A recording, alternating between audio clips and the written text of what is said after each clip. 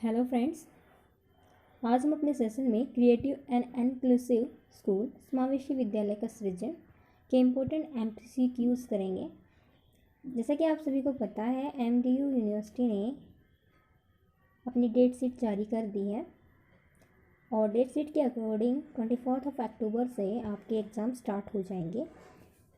और एमडीयू ने ये भी क्लियर कर दिया है कि टोटल 50 क्वेश्चन आपके एग्ज़ाम में आएंगे, 40 क्वेश्चन करने हैं, उसी के अकॉर्डिंग आपकी मार्किंग होगी। सबसे पहले हम इम्पोर्टेंट ग्लॉसरी करेंगे जो आपके लिए काफ़ी बेनिफिट होगी। आपको इन टर्म्स की डेफिनेशन पता होनी चाहिए, इनमें डिफरेंस पता होना चाहिए, क्योंकि क्वेश्चन ऐसे ही माइन्यूट से डिफरेंस से आपको सोल्व करने होंगे कि क्वेश्चन की लैंग्वेज पे ध्यान देना होगा और ये ध्यान रखना होगा कि ऑप्शन है उनमें डिफरेंस भी आपको ध्यान रखते हुए आंसर करना होगा।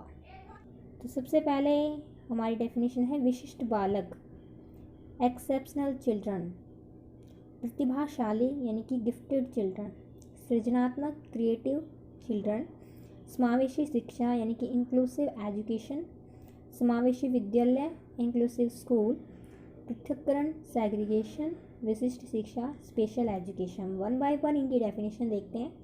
विशिष्ट बालक, विशिष्ट बालक कौन से होते हैं? विशिष्ट बालक नाम से ही पता चल रहा है कि विशेष होते हैं, जो सामान्य बच्चों से भिन्न होते हैं, उनको हम विशिष्ट बालक कहेंगे।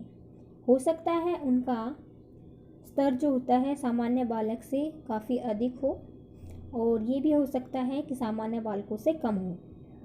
उन सभी को इंक्लूडिंगली हम कहेंगे विशिष्ट बालक यानी कि एक्सेप्शनल चिल्ड्रन। उसके बाद आता है प्रतिभाशाली यानी कि गिफ्टेड चिल्ड्रन। प्रतिभाशाली वो बच्चे होते हैं जिनके मार्क्स हमेशा क्लास में टॉप पर होते हैं, उनको कहते हैं हम प्रतिभाशाली यानी कि गिफ्टेड चिल्ड्रन। नेक्स्ट है सृजनात्मक चिल्ड्रन यानी कि क्रिएटिव चिल्ड्रन। सृजनात्मक बच्चे वो होते हैं जिनको किसी विशेष क्षेत्र में महारत हासिल होती है, यानी कि वो बेस्ट होते हैं। वो हो सकता है संगीत का क्षेत्र हो, नृत्य का क्षेत्र हो, कला का क्षेत्र हो। सभी बच्चों के अंदर कुछ ना कुछ सृजन शक्ति होती है। प्रत्येक प्रतिभाशाली बच्चा सृजनात्मक हो सकता है, लेकिन सभी सृजनात्मक बच्चे प्रतिभाशाली हों ये ज़रूरी नहीं है, क्योंकि प्रतिभा सभी क्षेत्रों में देखी जाती है, एक क्षेत्र में नहीं। तो आपको यहाँ पे दोनों में डिफरेंस क्लियर हो गया होगा, प्रतिभाशाली और सृजनात्मक बालकों में। उसके बाद है समावेशी शिक्षा। जो बच्चे विशिष्ट होते हैं और जो बच्चे सामान्य होते हैं, उन दोनों को एक साथ एक ही कक्षा में पढ़ाना, समान शिक्षा देना, उनके विशेष अधिकारों का ध्यान रखते हुए, विशेष एबिलिटीज़ का ध्यान रखते हुए उन्हें जो शिक्षा दी जाती है उसे कहते हैं समावेशी शिक्षा। और इसी प्रकार जिस विद्यालय में समावेशी शिक्षा यानी कि इंक्लूसिव एजुकेशन दी जाती है उनको हम कहेंगे समावेशी विद्यालय। पृथक्करण यानी कि सेग्रीगेशन मीन्स होता है कि सामान्य बच्चों से विशिष्ट बच्चों को अलग करके उनकी शिक्षा देना। ठीक है, यानी कि सामान्य बच्चों के साथ अगर विशिष्ट बच्चों को कठिनाई होती है, अध्यापक उनको उनके स्तर के अनुसार, उनके लेवल के अकॉर्डिंग अगर एजुकेशन नहीं दे पा रहा है और वे बच्चों के साथ नहीं कर पा रहे हैं कोऑपरेट, तो इसलिए उन बच्चों को पृथक किया जाता है, सेग्रीगेट किया जाता है और उनकी शिक्षा अलग से की जाती है, जिसे हम विशिष्ट शिक्षा यानी कि स्पेशल एजुकेशन देते हैं। तो अब चलते हैं, अब स्टार्ट करते हैं अपने क्वेश्चंस को। हमारा फर्स्ट क्वेश्चन है, निम्न में से विशिष्ट बालक है। आपके सामने ऑप्शन है शारीरिक रूप से अक्षम, प्रतिभाशाली या सृजनात्मक, मंदबुद्धि, सांवेगिक अस्थिरता युक्त, बाल अपराधी या असमायोजित, और लास्ट ऑप्शन है उपरोक्त सभी। तो आप यहाँ देखें कि शारीरिक रूप से अक्षम जो बालक होते हैं, जैसे बौद्धिक, मानसिक या फिर शारीरिक रूप से जो अक्षम बालक होते हैं, उनको हम विशिष्ट बालकों की कैटेगरी में रखते हैं। प्रतिभाशाली या सृजनात्मक जो सामान्य बच्चों से अलग होते हैं। मंदबुद्धि यानी कि मानसिक रूप से या सामयिक अस्थिरता होती है जिनकी, यानी कि संवेग जिनके कंट्रोल में नहीं होते हैं। बाल अपराधी असमायोजित यानी कि जो समाज से विद्रोह कर देते हैं या समाज में असामाजिक कार्य करते हैं उन्हें हम असमायोजित कहेंगे। तो यहाँ पे हमारा राइट आंसर रहेगा उपरोक्त सभी। चलते हैं आप अपने नेक्स्ट क्वेश्चन पे। गलत युग्म चुनिए। कि आपके सामने ये जो क्वेश्चन दे रखा है इसमें आपको एक पेयर रॉन्ग है वो चुनना है, कौन सा है। तो पहला जो पेयर है वो है अमेरिकी राष्ट्रपति कैनेडी की बहन जो कि मंदबुद्धि थी, हेलन किलर वाणी बाधित, कवि सूरदास जन्मांध, अमेरिकी राष्ट्रपति रूजवेल्ट पोलियोग्रस्त और प्रसिद्ध वैज्ञानिक अल्बर्ट आइंस्टीन भाषा विकास विलंब से। तो यहाँ पे जो हमारा राइट आंसर रहेगा वो रहेगा हेलन किलर।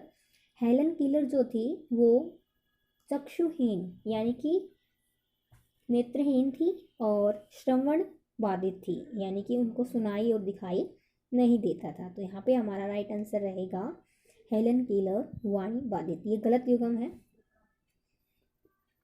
नेक्स्ट क्वेश्चन पे चलते हैं। विशिष्टता के कारण क्या हो सकते हैं? वंशानुगत, वातावरण, उपरोक्त दोनों में से कोई नहीं। तो विशिष्टता जो होती है वो इन दोनों के कारण होती है। वंशानुगत हो सकता है कि कई बार पेरेंट्स के साथ कोई भी समस्या है तो वो बच्चे में आ सकती है, या फिर वातावरण में किसी बीमारी, दुर्घटना या किसी खाद्य पदार्थ के दुष्प्रभाव के कारण वो समस्या हो सकती है, या फिर व्यापार या माहौल के अकॉर्डिंग बच्चा ढल सकता है। तो विशिष्टता जो होती है वो वंशानुगत और वातावरण दोनों का ही मिला जुला रूप होती है। नेक्स्ट क्वेश्चन पे चलते हैं।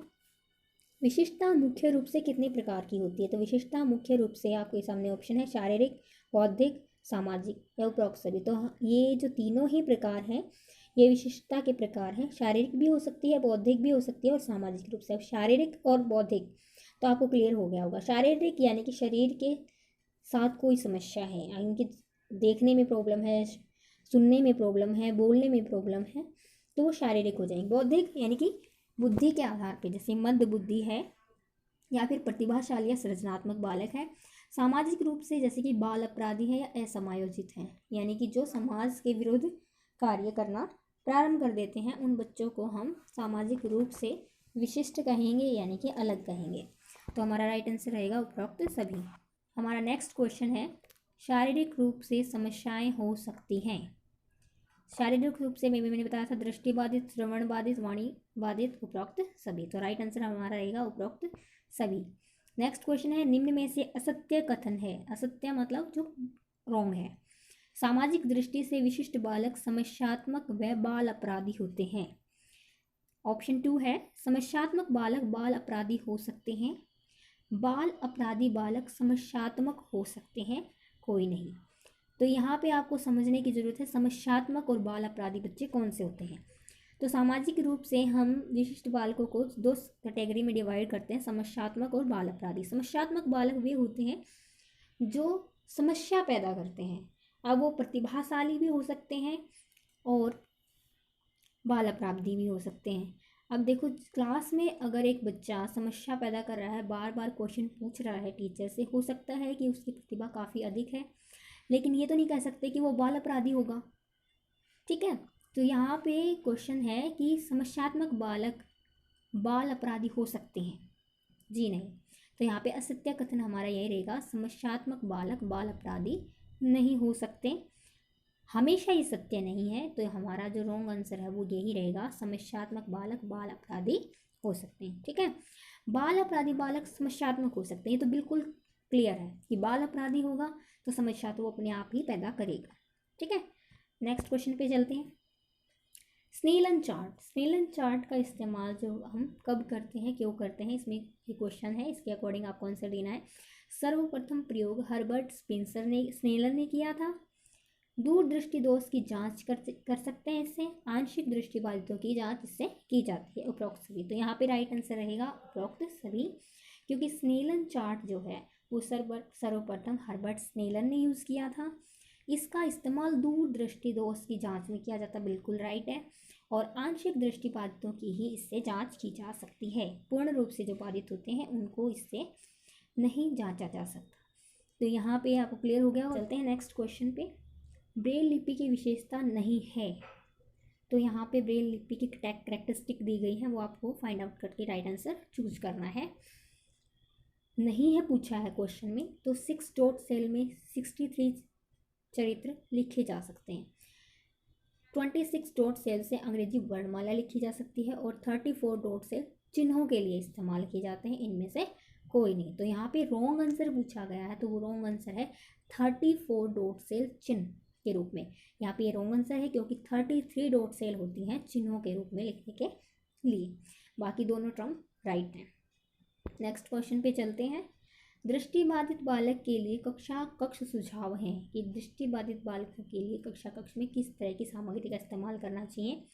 संकीर्ण सर्किट टेलीविजन यानी क्लोज सर्किट टेलीविजन का इस्तेमाल करना चाहिए। आवर्धक लेंस, बोलते हुए कैलकुलेटर, ब्रेल स्लेट, ब्रेल पुस्तकें और ब्रेल शीट, उपरोक्त सभी। तो यहाँ पे हमारा राइट आंसर रहेगा उपरोक्त सभी।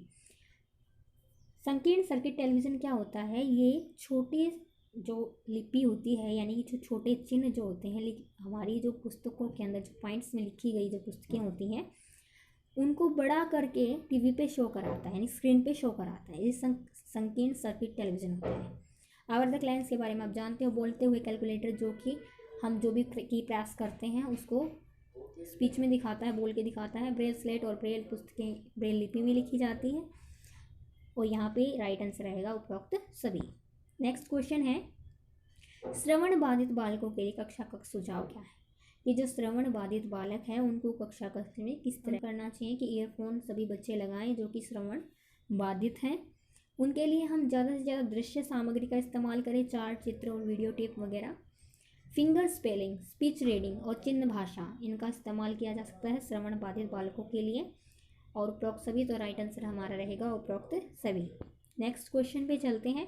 वाणी बाधित बालक के लिए कक्षा कक्ष सुझाव। वाणी बाधित यानी कि जो मुख बधिर होते हैं यानी कि मुख भाषा यानी कि बोल नहीं सकते, उनके लिए हम क्या करेंगे, तो उनके लिए भी हमें प्रशिक्षण की आवश्यकता है। उनको प्रशिक्षित करना चाहिए बोलने के लिए। चित्र, रेखा चित्र और दृश्य प्रतिमाओं का अधिक इस्तेमाल करना चाहिए। कृत्रिम भाषा और वाणी संश्लेषण इस तरह के इंस्ट्रूमेंट का भी इस्तेमाल हमें करना चाहिए। तो हमारा राइट आंसर रहेगा उपरोक्त सभी। नेक्स्ट क्वेश्चन है, मानसिक मंदता को वर्गीकृत किया जाता है। मानसिक मंदता यानी कि जो मानसिक रूप से, बौद्धिक रूप से क्षीण बुद्धि वाले होते हैं तो उनको किस आधार पर वर्गीकृत किया जा सकता है। तो ऑप्शन है बुद्धि की कसौटी के आधार पर, समायोजन योग्य व्यवहार के आधार पर, नैदानिक कसौटी के आधार पर। ये 3 कसौटियाँ यहाँ पे दी गई है। तो हमारा राइट आंसर रहेगा उपरोक्त सभी। नेक्स्ट क्वेश्चन पे चलते हैं। मंद बुद्धि बालक की विशेषता इनमें से कौन सी नहीं है। अधिगमहीनता, शारीरिक हीनता, समायोजन का अभाव, आत्मनिर्भरता। यहाँ पे पूछा है नहीं है, तो हमारा राइट आंसर रहेगा आत्मनिर्भरता। क्योंकि मंद बुद्धि बालक जो होते हैं वो आत्मनिर्भर नहीं हो सकते। उन्हें किसी न किसी व्यक्ति की आवश्यकता होती है अपने जीवन या दैनिक कार्यों को करने के लिए। अधिगमहीनता यानी कि वो कम सीखते हैं, शारीरिक रूप से भी कमज़ोर होते हैं और समाज में समायोजन करने में समस्याएं आती है उनको। नेक्स्ट क्वेश्चन है, मंद बुद्धि बालक की शिक्षा किस प्रकार की होनी चाहिए। तो विशेष स्कूल और अस्पताल जो होते हैं उनके लिए होते हैं, उन्हें उनका इस्तेमाल करना चाहिए। विशेष प्रकार की शिक्षण विधियाँ होती हैं मंद बुद्धि बालकों के लिए। मोस्टली हम दृश्य श्रव्य सामग्री यानी कि ऑडियो विजुअल मटेरियल हम उनके लिए इस्तेमाल करें। और माता पिता को भी प्रशिक्षित करना बहुत ज़रूरी होता है क्योंकि ऐसे बालकों को किसी न किसी अपने साथी या सहयोगी की आवश्यकता होती है और माता पिता अगर प्रशिक्षित होंगे तो वो बालक को सही तरीके से रख पाएंगे। ये उनके लिए बहुत ज़रूरी होता है। तो हमारा राइट आंसर रहेगा उपरोक्त सभी। नेक्स्ट क्वेश्चन है, अधिगम असमर्थता के कारण हो सकते हैं। अब अधिगम असमर्थता क्या होती है। अधिगम असमर्थ जो बालक होते हैं उनकी पहचान करना थोड़ा कठिन होता है क्योंकि वास्तव में अगर हम बात करते हैं शारीरिक रूप से भिन्न बालकों की या शारीरिक रूप से कमज़ोर बालकों की, तो उन्हें हम देखते ही पहचान सकते हैं।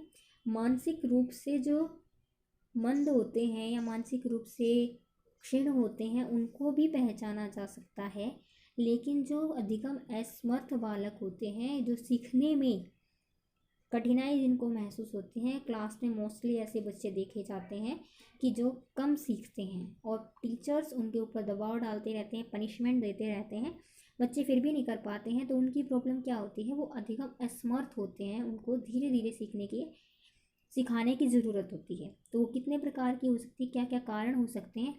आंगिक और जैविक कारक। आंगिक और जैविक कारक का अर्थ है कि हो सकता है वंशानुगत रूप से या किसी शरीर के अंग में किसी समस्या के कारण वो ऐसा कर रहे हों। जननिक कारक यानी कि जन्म से ही कोई किसी समस्या के कारण बौद्धिक क्षमता उनकी कम हो गई हो। पर्यावरणीय कारक यानी कि पर्यावरण जिस तरह के माहौल में वो रह रहे हैं उस माहौल के अकॉर्डिंग भी बच्चे की अधिगम क्षमता प्रभावित होती है। ठीक है, मान लीजिए कि एक बच्चा है जो 24 घंटे ऐसे माहौल में रहता है जहाँ भय का वातावरण रहता है या बच्चे को डराया धमकाया जाता है, तो उस समय भी उसकी अधिगम समर्था जो होती है, क्षमता होती है, वो कम हो जाती है। तो हमारा राइट आंसर रहेगा उपरोक्त सभी। नेक्स्ट क्वेश्चन है, अधिगम असमर्थ बालक की पहचान की जाती है। अनौपचारिक मूल्यांकन, औपचारिक मूल्यांकन, उपरोक्त दोनों या केवल एक? तो यहाँ पे राइट आंसर रहेगा उपरोक्त दोनों। अनौपचारिक मूल्यांकन वो होता है जिसे अध्यापक तैयार करते हैं। अध्यापक किसी टेस्ट के थ्रू, कक्षा टेस्ट जो होते हैं उनके थ्रू औपचारिक अनौपचारिक रूप से उनका मूल्यांकन करते हैं या किसी पेरेंट्स वगैरह से पूछकर उसके केस स्टडी करके करते हैं। तो औपचारिक मूल्यांकन क्या हो जाएगा, वो किसी न किसी टेस्ट के थ्रू जो कि एक्सपर्ट्स के थ्रू तैयार किए जाते हैं, जैसे उपलब्धि परीक्षण है, नैदानिक परीक्षण है, ठीक है, पर्सनालिटी टेस्ट है, इन सब के थ्रू जब हम करते हैं तो उससे हम कहते हैं औपचारिक मूल्यांकन। तो दोनों ही तरीके से किया जा सकता है, राइट आंसर उपरोक्त दोनों हो जाएगा। नेक्स्ट क्वेश्चन है, अधिगम असमर्थता को परिभाषित करने के उपागम कौन से हैं? कारण केंद्रित उपागम, प्रभाव केंद्रित उपागम, उपरोक्त दोनों? तो राइट आंसर हमारा भी यहाँ पे उपरोक्त दोनों ही हैं। लेकिन कारण केंद्रित उपागम होता क्या है ये आपको समझना है। कारण केंद्रित यानी कि कारण पर ध्यान देता है। कारण मतलब क्या कारण है कि बच्चा अधिगम असमर्थ है, यानी कि सीखने में कमज़ोर है, क्या कारण है? तो कारण केंद्रित उपागम क्या है, अप्रोच क्या है, वो ये बताती है कि कारण ढूंढो, सर्च किया जाता है, बच्चे की केस स्टडी की जाती है, टेस्ट के थ्रू पता लगाया जाता है कि कारण क्या है। फिर प्रभाव केंद्रित, प्रभाव केंद्रित उस कारण का बच्चे की अधिगम क्षमता पर क्या प्रभाव पड़ रहा है, उस प्रभाव को सेंटर्ड मान के इस अप्रोच को तैयार किया जाता है और इस अप्रोच के अकॉर्डिंग बच्चे के अंदर सुधार भी किया जाता है। तो ये दोनों ही उपागम है जो अधिगम असमर्थता को परिभाषित करते हैं, उपरोक्त दोनों हमारा राइट आंसर रहेगा। नेक्स्ट क्वेश्चन है, समावेशी शिक्षा से अभिप्राय है। तो अब हमारी समावेशी शिक्षा जो इसमें इंपॉर्टेंट पॉइंट है पूरी रहे हैं। समावेशी शिक्षा क्या है? सामान्य बालकों की शिक्षा है, विशिष्ट बालकों की शिक्षा है, सामान्य व विशिष्ट बालकों की एक समान शिक्षा है, इनमें से कोई नहीं। तो हमारा राइट आंसर रहेगा सामान्य व विशिष्ट बालकों की एक समान शिक्षा। नेक्स्ट क्वेश्चन है, समावेशी शिक्षा की विशेषताएं हैं। सभी के लिए समान शिक्षा, सभी स्तर के बच्चों को प्रवेश की अनुमति, विभिन्नता में समानता सुनिश्चित करना, पाठ्यक्रम का अधिकाधिक लचीला होना, उपरोक्त सभी। तो हमारा राइट आंसर रहेगा उपरोक्त सभी। क्यों रहेगा? क्योंकि सभी के लिए समान शिक्षा दी जाती है समावेशी शिक्षा में। सभी स्तर के बच्चों को प्रवेश की अनुमति, यानी कि चाहे कोई बच्चा प्रतिभाशाली है, आर्थिक रूप से किसी क्षेत्र से आता है या फिर मानसिक रूप से अधिगम असमर्थ है, तो किसी भी बच्चे को प्रवेश के लिए मना नहीं किया जाएगा, सभी को अनुमति होगी प्रवेश करने की। विभिन्नता में समानता सुनिश्चित करना, यानी कि सभी बच्चों की विभिन्नता होने के बावजूद उनको सभी को एक साथ लेकर चलना अध्यापक की जिम्मेदारी होती है, स्कूल प्रशासन और प्रबंधन कमेटी की जिम्मेदारी होती है। और पाठ्यक्रम अधिकाधिक लचीला होता है ऐसी शिक्षा में, क्योंकि सभी प्रकार के जो बच्चे हैं बौद्धिक क्षमता, शारीरिक क्षमता या फिर मानसिक क्षमता के अकॉर्डिंग ही पाठ्यक्रम बनाया जाता है। तो हमारा राइट आंसर रहेगा उपरोक्त सभी। नेक्स्ट क्वेश्चन है, समावेशी शिक्षा का महत्व नहीं है पूछा है यहाँ पे। समानता की भावना का विकास करना बिल्कुल है, और आत्मसम्मान की भावना का विकास करना ये भी, सामाजिक गुणों का विकास करना, मुख्य धारा से जोड़ना और हीन भावना का विकास करना बिल्कुल। राइट आंसर हमारा रहेगा हीन भावना का विकास करना, ये समावेशी शिक्षा का महत्व नहीं है। देखो, समावेशी शिक्षा का जो कंसेप्ट है वो आया ही इसलिए था कि जो बच्चे शारीरिक रूप से, मानसिक रूप से या बौद्धिक रूप से अक्षम हैं उन्हें समाज की मुख्य धारा के साथ जोड़ना। वे ये ना सोचें कि हम समाज से अलग हैं, पृथक हैं, वो समाज के साथ रहे, समाज उन्हें अपनाए और उनके साथ सहानुभूति का व्यवहार न करके उन्हें प्रेरित करे, ठीक है, उनके अंदर किसी प्रकार की हीन भावना न आए, इसीलिए समावेशी शिक्षा का कॉन्सेप्ट आया था। तो हमारा राइट आंसर यहाँ पे समावेशी शिक्षा का महत्व नहीं है, आएगा हीन भावना का विकास। नेक्स्ट क्वेश्चन है, समावेशी शिक्षा के सिद्धांत नहीं हैं। यहाँ पे पूछा सिद्धांत कौन सा नहीं है, तो सिद्धांत वो होंगे जो हमारे लिए आवश्यक है। व्यक्तिगत विभिन्नता का सिद्धांत, भेदभाव रहित शिक्षा का सिद्धांत, विशिष्ट प्रक्रिया का सिद्धांत और अभिभावकों के असहयोग का सिद्धांत। तो उसको समझ में आ गया होगा क्या होना चाहिए राइट आंसर। यहाँ पे राइट आंसर होना चाहिए अभिभावकों के असहयोग का सिद्धांत। ठीक है, क्वेश्चंस और ऑप्शंस दोनों को आपको बिल्कुल कीनली डीपली रीड करना है, उसके बाद ही राइट आंसर को चूज करना है। तो आपको समावेशी शिक्षा अच्छे से क्लियर हो गया होगा कि क्या है। तो चलते हैं हम अपने नेक्स्ट क्वेश्चन पे। विशिष्ट शिक्षा की आवश्यकता क्यों महसूस हुई, कि विशिष्ट शिक्षा क्यों आवश्यक है। समान शैक्षिक अवसर प्रदान करने के लिए, मानव संसाधन राष्ट्रीय विकास के लिए, आत्मसम्मान और आत्मविश्वास के विकास के लिए, उपरोक्त सभी। तो हमारा राइट आंसर रहेगा उपरोक्त सभी। अब विशिष्ट शिक्षा की बात यहाँ पे आई है कि जो बच्चे समायोजन नहीं कर पाते हैं सामान्य बच्चों के साथ। अब जो बच्चे पूर्ण रूप से दृष्टि बाधित हैं, श्रवण बाधित हैं, वाणी बाधित हैं, तो उनको सामान्य स्कूल में पढ़ाना बहुत ही मुश्किल होता है और वो बच्चों के साथ समायोजन नहीं कर पाते हैं। तो इसलिए उनके लिए विशिष्ट शिक्षा की आवश्यकता है, क्योंकि अगर उनको पृथक करके अलग थलग डाल दिया जाएगा तो वो भी हमारे समाज के लिए बहुत बुरा होगा। तो इसलिए विशिष्ट शिक्षा की योजना तैयार की गई और बच्चों को अलग से स्पेशल स्कूल में एजुकेशन, स्पेशल एजुकेशन दी जा रही है। तो नेक्स्ट क्वेश्चन है, बहु इंद्रिय उपागम, जैसे VAKT में A है, जो मल्टी सेंसरी अप्रोच होती है उसमें VAKT एक जो सामग्री है, दृश्य श्रव्य सामग्री। तो आपको बताना है यहाँ पे A क्या है। Visual, auditory, kinaesthetic, textual. तो यहाँ पे हमारा राइट आंसर A के लिए आपको समझ में आ गया क्या होना चाहिए, ऑडिटरी होना चाहिए। तो VAKT जो क्या है वो मैंने आपको यहाँ पे क्लियर कर दी है। V से विजुअल है, A से ऑडिटरी है और K से किनेस्थेटिक है और T से टेक्चुअल है। यानी कि विजुअल यानी कि बच्चा कैसे सीखता है, पहले देखता है, फिर सुनता है, फिर उसके बारे में खोज करता है और फिर उसका विश्लेषण करता है। ठीक है, तो इस तरह से ये है बहु इंद्रिय उपागम अप्रोच। नेक्स्ट क्वेश्चन है, विशिष्ट बालकों की शिक्षा हेतु शिक्षा नीति 1986 की क्या सुझाव थे। शिक्षा नीति 1986 के अनुसार अलग स्कूल एवं शिक्षण विधियाँ, यानी कि विशिष्ट बालकों के लिए अलग शिक्षण विधियाँ होनी चाहिए, विशेष पाठ्यक्रम होना चाहिए, हस्तलेख पर विशेष ध्यान दिया गया था, उपरोक्त सभी। तो हमारा राइट आंसर रहेगा उपरोक्त सभी। नेक्स्ट क्वेश्चन है, निम्न में से सहयोगी अनुशिक्षण प्रक्रियाएं हैं। सहयोगी अनुशिक्षण प्रक्रियाएं पूछा है, तो सहयोगी अनुशिक्षण क्या होता है ये भी हम आपको बताते हैं क्या होता है। सबसे पहले ऑप्शन देख लेते हैं। देखकर करने की प्रक्रिया, परीक्षण शिक्षण परीक्षण प्रक्रिया, युग्म शिक्षण प्रक्रिया, उपरोक्त सभी। तो हमारा राइट आंसर रहेगा उपरोक्त सभी। अब आपको पता होना चाहिए सहयोगी अनुशिक्षण क्या होता है। सहयोगी यानी कि सहयोग से, अनुशिक्षण यानी कि शिक्षण में सहयोग मिले। किन से मिले, अध्यापक जब छात्रों के समूह बनाकर किसी सामान्य जो छात्र होते हैं उनसे अधिक जो प्रतिभाशाली या सृजनात्मक बच्चे होते हैं उनको समूह की जिम्मेदारी देकर कि वह अपने समूह के सभी बच्चों को इस विषय को या इस टॉपिक को अच्छे से समझाए, उसे हम कहते हैं सहयोगी अनुशिक्षण। ठीक है, और देखकर करने की प्रक्रिया यानी कि जब एक बच्चा देखकर कि अध्यापक किस प्रकार कर रहा है उसे अपने सहपाठियों को समझाता है तो हो जाएगी देखकर करने की प्रक्रिया। परीक्षण शिक्षण परीक्षण प्रक्रिया यानी कि एक बार परीक्षण किया जाए कि बच्चा कैसे कर रहा है, अगर कोई समस्या उसमें दिखाई देती है तो अध्यापक उसका फिर से उसे समझाता है, फिर बच्चा करता है। इस तरह की हो जाएगी परीक्षण शिक्षण परीक्षण प्रक्रिया।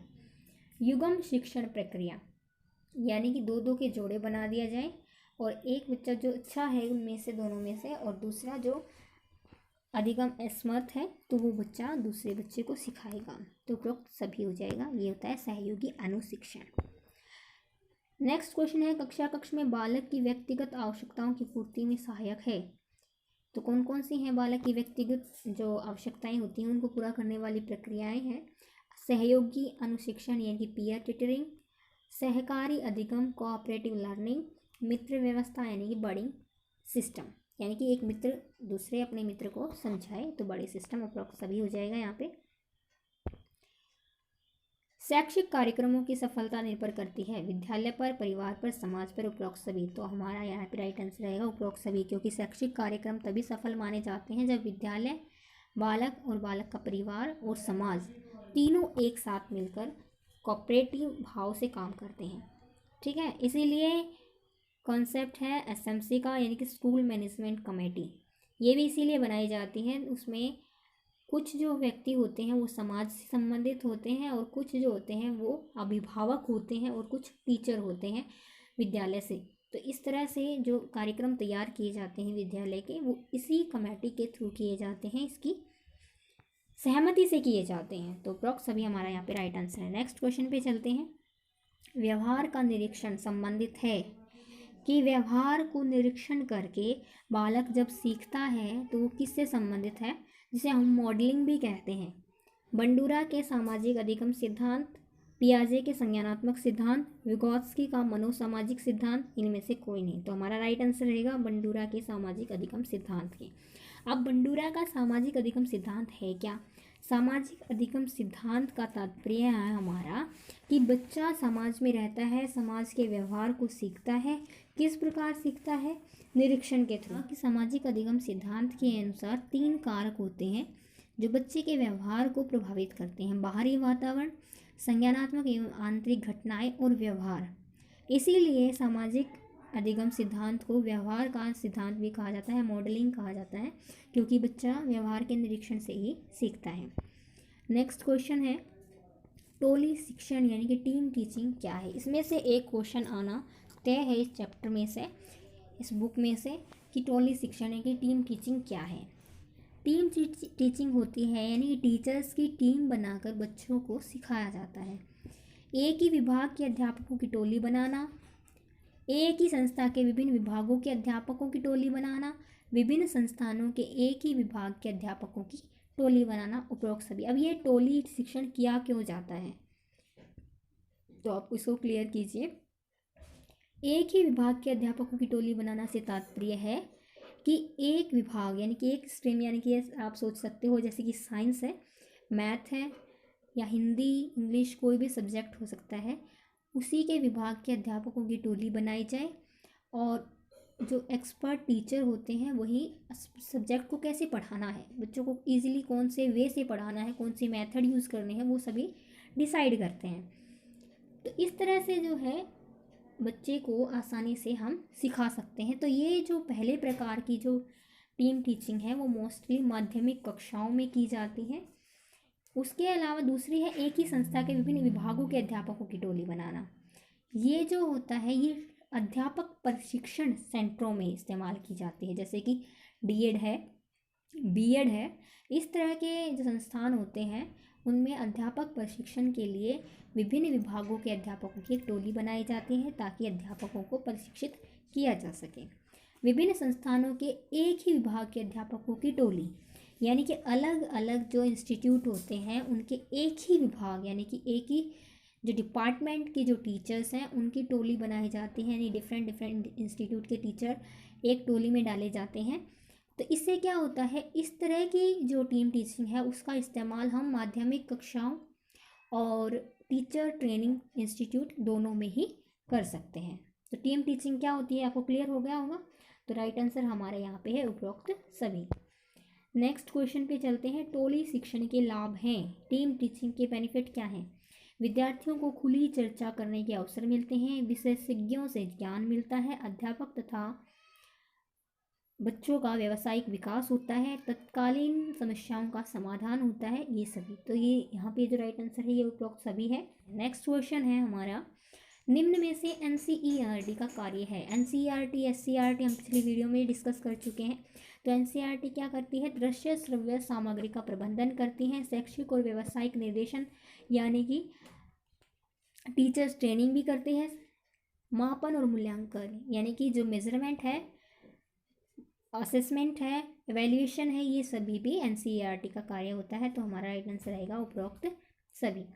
नेक्स्ट क्वेश्चन है अध्यापक व्यवहार संहिता है ये, तो जो अध्यापक का व्यवहार है वो बहुत ज़रूरी है।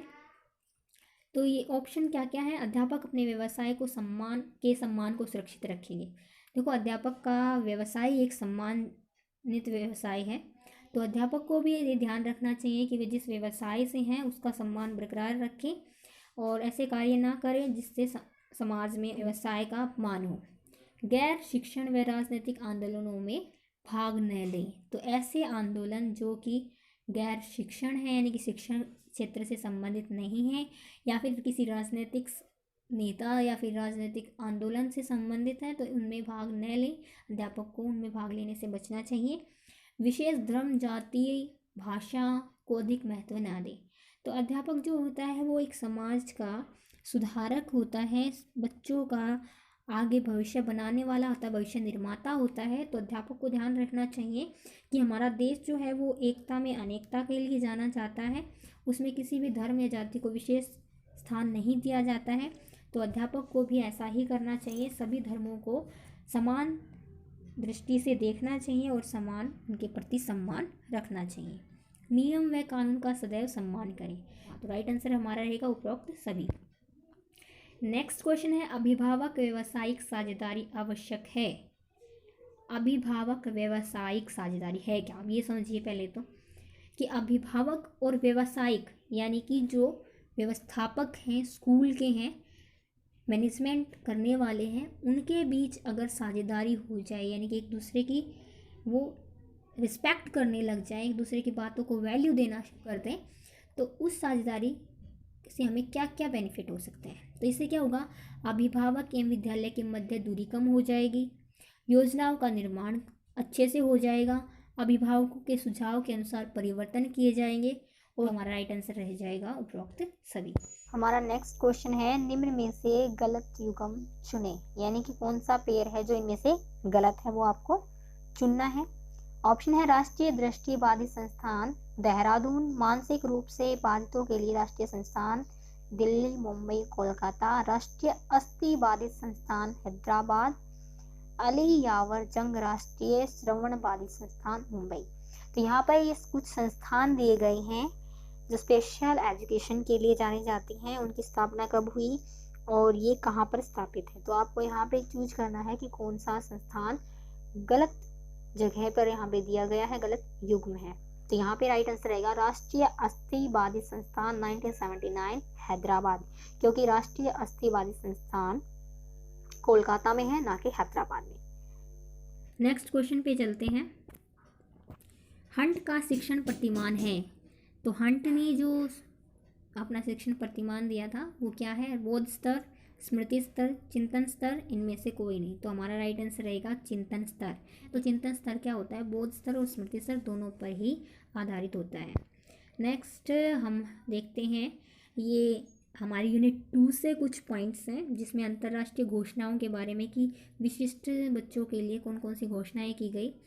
तो सलामान का वक्तव्य तथा कार्रवाई रूपरेखा 1994, असमर्थ व्यक्तियों के अधिकारों पर यूएन अभिसमय में शैक्षिक प्रावधान 2006, क्रियान्वयन कार्यक्रम 1992, राममूर्ति कमेटी भी जो आई थी वहाँ पे उस टाइम पे, विकलांग जन अधिनियम 1995, भारतीय पुनर्वास परिषद अधिनियम 1992, शिक्षा का अधिकार अधिनियम 2009। तो ये जो कुछ घोषणाएं हैं या कुछ एक्ट हैं, इन सब का एक ही मोटो था, एक ही मोटिव था कि विशिष्ट बालकों को विशिष्ट शिक्षा दी जाए। उन्हें 25 से कम जिनकी IQ होती है उन्हें जड़ बुद्धि कहा जाता है, 26 से 50 जिनकी होती है उनको मूढ़ बुद्धि, 51 से 70 यानी कि 51 से 70 मूर्ख बुद्धि, 70 से 90 अधिगम असमर्थ या सीमांत बालक, 90 से 110 सामान्य बालक, 110 से अधिक सृजनशील और भावान बालक होते हैं। अब IQ क्या होती है, बुद्धि लब्धि क्या होती है? बुद्धि लब्धि एक तरह से सूत्र होता है गणितीय, जिसका फॉर्मूला होता है मानसिक आयु अपॉन वास्तविक आयु मल्टीप्लाई बाय 100, यानी कि जो बच्चे की मानसिक आयु है उसको उसकी वास्तविक आयु से डिवाइड किया जाता है और 100 से मल्टीप्लाई किया जाता है, वो उसकी IQ आ जाती है, बुद्धि लब्धि आ जाती है। यानी कि मानसिक रूप से बच्चा कहाँ स्टैंड कर रहा है और वास्तव में उसकी एज कितनी है, इन की जो रेशियो होती है उसे हम कहते हैं IQ, इंटेलिजेंट क्वोशंट, यानी कि बुद्धि लब्धि। तो आज की वीडियो में बस इतना ही। अगर आपको हमारा वीडियो पसंद आ रहा है तो प्लीज़ हमारे वीडियो को लाइक करें, शेयर करें